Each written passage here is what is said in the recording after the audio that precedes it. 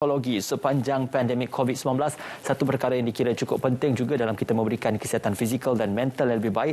Saya maaf hati untuk kita memperkenalkan tetamu kita secara dalam talian, iaitu Dr. Haryati Syarimah Abdul Majid yang juga merupakan perunding psikologi, sokongan mental dan psikososial Mercy Malaysia. Juga bersama dengan kita adalah Profesor Madya Dr. Wan Marzuki Wan Jaafar, Presiden Lembaga Kaunselor. Assalamualaikum, selamat pagi pada Dr. Haryati dan Dr. Wan Marzuki. Terima kasih bersama kami.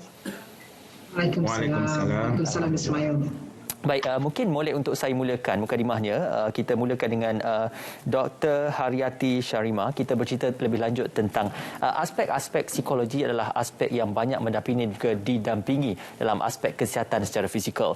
Kalau kesihatan seseorang itu secara fizikalnya kolaps ataupun runtuh, maka ia juga memberi kesan kepada mental dan juga psikologi. Jadi kedua-duanya perlu saling bergerak bersama. Bagaimana ia boleh direncana dan juga boleh diceritakan lebih lanjut tentang pergerakan secara sinergi antara psikologi dan juga kesihatan fizikal, Doktor? Terima kasih Ismail dan terima kasih kepada pihak SPM atas jemputan untuk Mercy Malaysia bercerita sedikit mengenai apa yang kami tawarkan kepada masyarakat Malaysia mengenai apa yang kami telah berikan kepada masyarakat Malaysia sejak pandemik ini berlaku. Dan apabila kita bercakap mengenai COVID-19 ini, kita tidak boleh lari daripada bercakap mengenai kesannya terhadap kesihatan mental dan psikologi seseorang atau suatu masyarakat itu. Seperti sekarang ni, apabila kita bercakap mengenai setahun lepas, apabila kita mula bercakap mengenai COVID-19, ramai di antara kita yang bercakap mengenai ketidaktentuan, uncertainties related to the illness, berkaitan dengan penyakit COVID-19. Tetapi sekarang ni kebanyakan isu yang dikongsi oleh pemanggil kami ke hotline kami di Mercy Malaysia adalah mengenai ketidaktentuan terhadap kesihatan mereka, ketidaktentuan mengenai patutkah mereka mengambil vaksin sebagai contohnya, dan juga terhadap kesan terhadap ekonomi, kesan terhadap kesejahteraan mereka, kehidupan mereka. Jadi banyak aspek-aspek ataupun kesan-kesan penyakit COVID-19 ini terhadap masyarakat Malaysia dan terhadap kesihatan mental mereka yang berkaitan dengan bukan sahaja kesihatan mental tetapi juga sosioekonomi mereka, kesejahteraan, hubungan mereka dengan orang lain dan juga pendirian mereka dan kognitif atau cara mereka berfikir. So banyak sebenarnya kesan COVID-19 ini terhadap psikologi mereka atau kesihatan mental mereka. Okey. Juga persoalan yang boleh saya ajukan kepada Prof. Madya Dr. Wan Marzuki. Prof. Madya, ini satu perkara yang cukup penting kerana kesihatan mental itu sebenarnya banyak dijana ataupun dibina bermula dari rumah ataupun daripada institusi keluarga itu sendiri. Maka institusi keluarga dan komuniti masyarakat dilihat sebagai satu institusi yang cukup penting dalam membina kesihatan mental yang baik. Permulaan kepada asas kesihatan mental ini, apa yang boleh Prof. Madya ceritakan tentang perkara-perkara asas berkaitan pembentukan dan juga pembinaan kesihatan mental dari pokok persoalan asas akar umbinya? So, Alhamdulillah, terima kasih saudara Ismail. So secara umumnya kalau kita lihat sudah semestinya kalau kita kaitkan dengan krisis semasa ini, iaitu pandemik COVID-19 ini sudah tentu mendatangkan impak yang besar kepada segenap lapisan masyarakat, terutamanya kepada mereka yang mempunyai isu-isu yang berkaitan dengan kesihatan mental ataupun penyakit mental dan sebagainya. Dan bagi perkara ini, kalau kita lihat, kalau perkara ini tidak dapat kita tangani dengan sempurna, maka dia akan memberi satu impak yang negatif.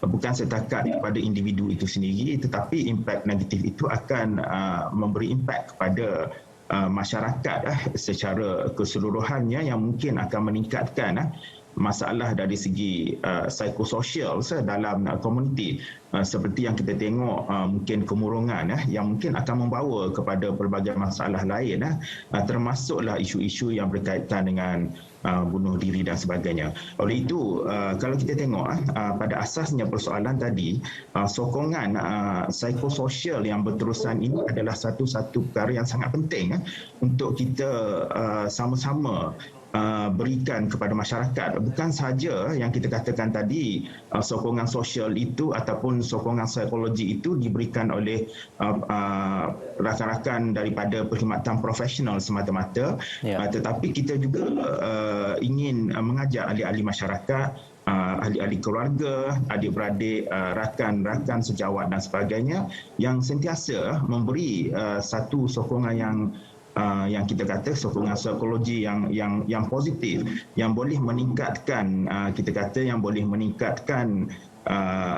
kekuatan dari segi ketahanan diri dan sebagainya di dalam masyarakat kita mendepani dengan pelbagai isu tadi, pelbagai isu yang berkaitan dengan gangguan dari segi ekonomi, isu-isu yang berkaitan dengan permasalahan-permasalahan lain yang perlu kita menyesuaikan diri di dalam keadaan pandemik semasa ini.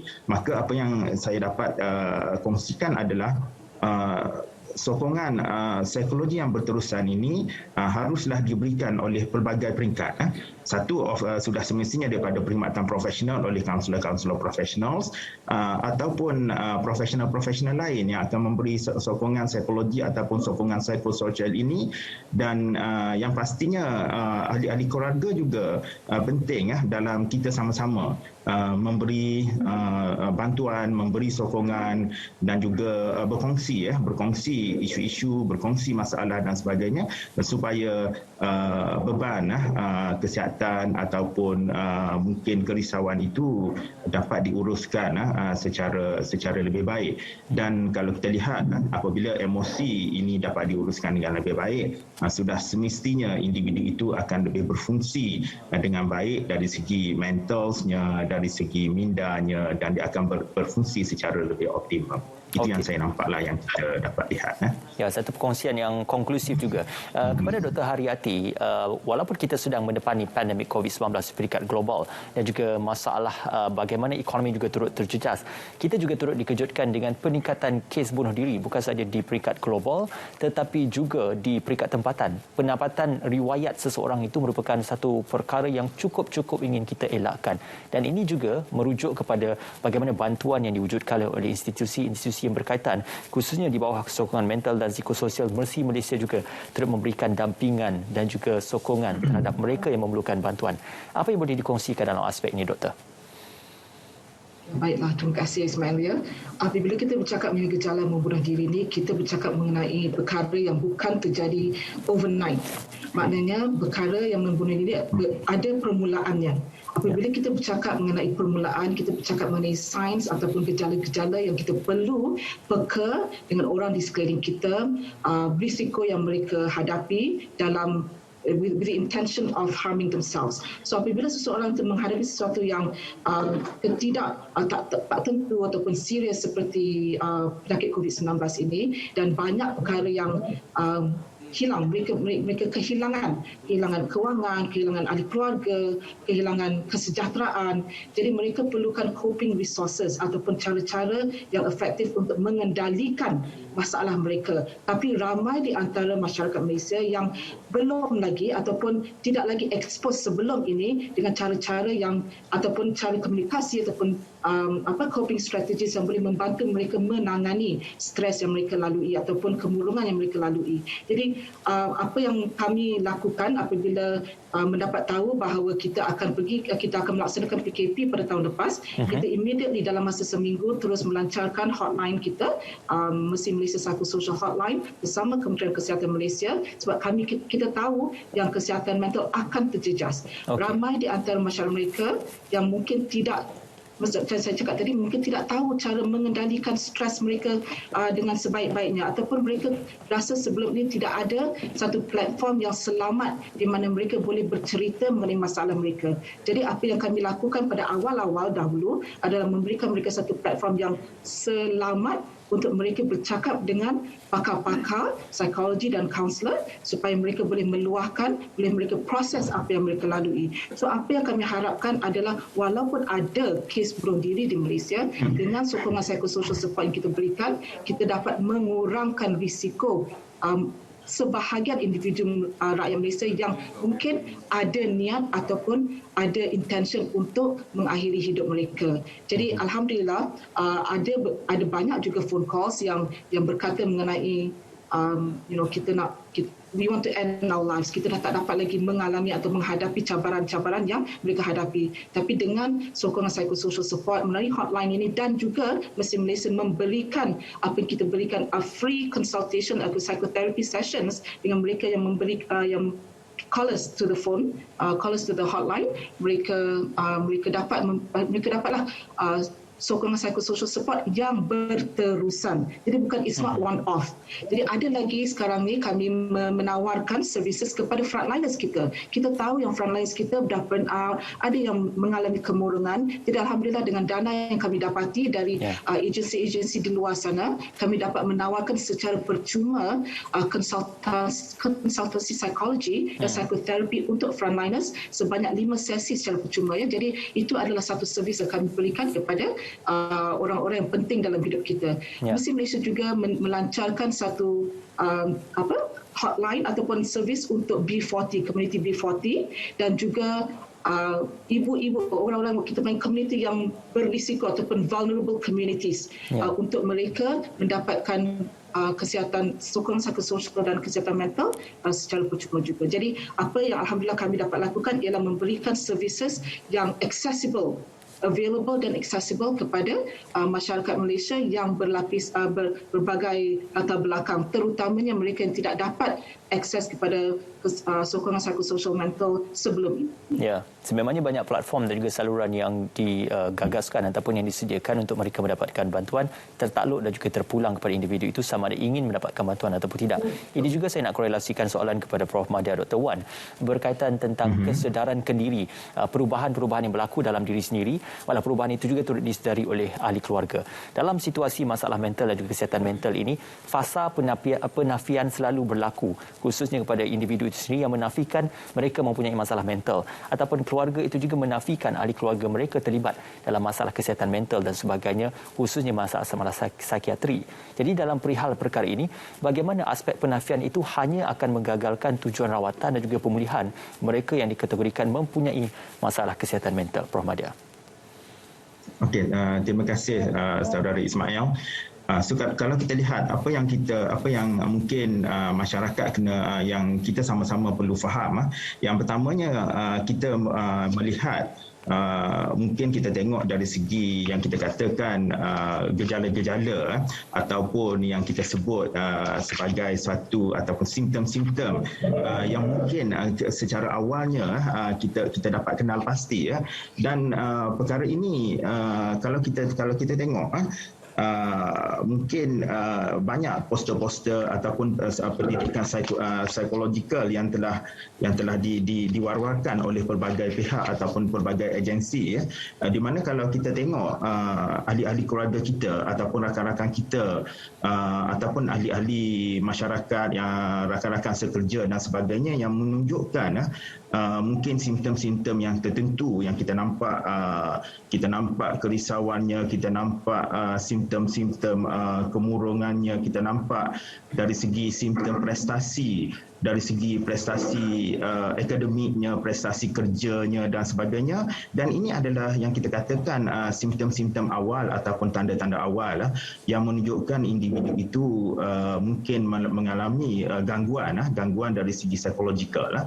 Okey, sebab itu apabila kita sedar perkara ini, maka pertama sekali itu yang kita kata kempen-kempen bukan setakat kita tengok daripada pelbagai agensi termasuklah mungkin rakan-rakan daripada MERSI, daripada Kementerian Pembangunan Wanita melalui talian kasih 1599 yang kita boleh hubungi, befrienders dan sebagainya. Maka yang pertama yang kita tengok, kita galakkan ahli-ahli atau keluarga kita ini berkongsi.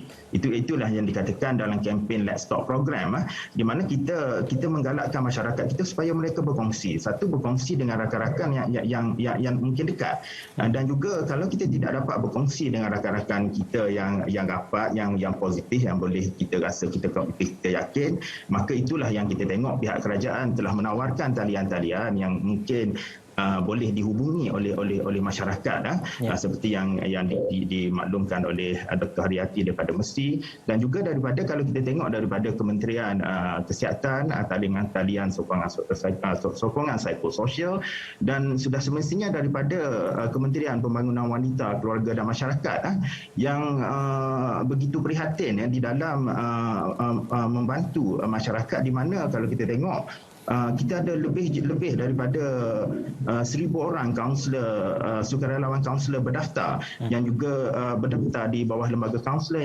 yang sentiasa bersedia bersama-sama untuk membantu talian kasih 1599 ini untuk kita menangani ataupun memberi sokongan psikologi secara berterusan, sebab kalau kita tengok Tuan Saudari Ismail, sebab sokongan psikologi yang berterusan ini adalah sangat penting kita berikan kepada semua pihak, kepada ahli-ahli masyarakat kita, supaya kita semua sama-sama dapat menghadapi situasi sukar ini, di mana kalau kita tengok moto kita, teguh kita, menang bersama.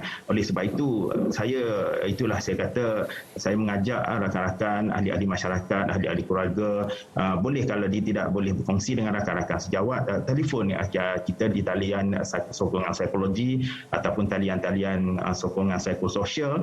Kalau di Kementerian Pembangunan Wanita, kita ada talian kasih 15999 yang beroperasi secara 24 jam, yang boleh dihubungi oleh ahli-ahli masyarakat di dalam mendapatkan pelbagai sokongan, tidak sahaja dari segi sokongan psikologi, tetapi sokongan-sokongan lain dan juga kegusaran lain yang mungkin kita berusaha sebaik mungkin untuk kita membantu bagi memastikan ahli masyarakat kita dapat berfungsi secara yang terbaik di dalam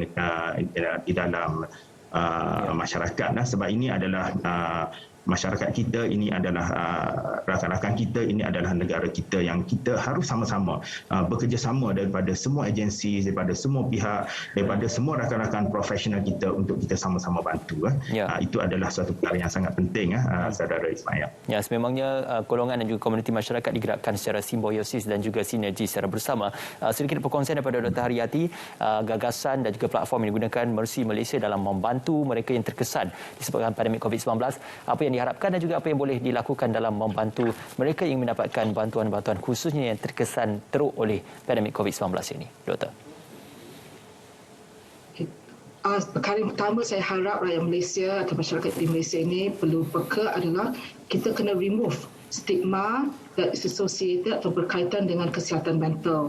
Jadi bila kita bercakap mengenai kesihatan mental, it affects everyone, semua kita. Walaupun seorang ahli psikologis yang mempunyai coping skills pun kadang-kadang akan terkesan juga kerana mereka ada ahli keluarga yang sakit ataupun bertarung di ICU sekarang, untuk kembali sihat. Jadi apa yang saya perlu tekankan di sini adalah kita perlu menormalisasikan. We have to normalize conversations about kesihatan mental, supaya kita tidak rasa threatened apabila seseorang datang kepada kita berkata, aku stres, aku dah tak larat lagi dengan hidup aku dah tak tahu apa nak buat lagi dah. Jadi apa yang kita perlu lakukan ialah kita perlu belajar mendengar, listening skills, kita perlu tunjukkan ataupun express our empathy and compassion, dan kita perlu ada rujukan-rujukan atau resources yang boleh membawa orang-orang kita sayang ini untuk menelpon atau mendapatkan pertolongan ataupun sokongan dari agensi-agensi yang menawarkan perkhidmatan psikososial dan kesihatan mental ini. So the first important thing is to remove the stigma. Dan keduanya kita perlu memberikan sokongan yang berterusan. Jadi it's not a one-off thing. Semua seperti Prof kata tadi, semua lapisan masyarakat perlu memainkan peranan. Bukan saja KKM, bukan saja PWKM, Mercy Malaysia, tetapi organisations di tempat kerja, employees of all organisations perlu juga memainkan peranan. Imam-imam dan ketua-ketua kampung juga perlu memainkan peranan. Masyarakat perlu memainkan peranan supaya kita tidak rasa bahawa kesihatan mental itu hanya menjurus kepada mereka yang mempunyai penyakit mental. Semua kita boleh terjejas disebabkan oleh pandemik ini. Semua pihak perlu bersama. Terima kasih diucapkan kepada Dr. Haryati Syarimah Abdul Majid, merupakan perunding psikologi, sokongan mental dan psikososial Mercy Malaysia. Profesor Madya Dr. Wan Marzuki Wan Jaafar juga merupakan Presiden Lembaga lembaga kaunselor bercakap tentang sokongan psikologi sepanjang pandemik COVID-19. Kita perlu menjadikan bercakap dan juga berbincang tentang kesihatan mental ini sebagai kebiasaan